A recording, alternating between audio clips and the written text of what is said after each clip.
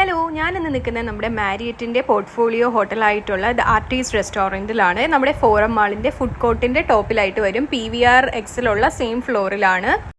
അപ്പോൾ ഞാനിവിടെ ഫസ്റ്റ് ടൈമാണ് വിസിറ്റ് ചെയ്യുന്നത് കേട്ടോ. ഇവിടെ 888-നാണ് ഒരു ബുഫേ സ്റ്റാർട്ട് ചെയ്യുന്നത്. ഒരാൾക്ക് 888+ ടാക്സ് ആണ് വരുന്നത്. ഒരുപാട് വലിയ ബുഫേ ഒന്നുമല്ല, അത്യാവശ്യം ഒരു വെറൈറ്റി ഓഫ് ഫുഡ്സ് ഒക്കെ ഉള്ള നല്ല ബഡ്ജറ്റ് ഫ്രണ്ട്ലി ആയിട്ടുള്ള ഒരു മെനു ആയിട്ട് തോന്നി.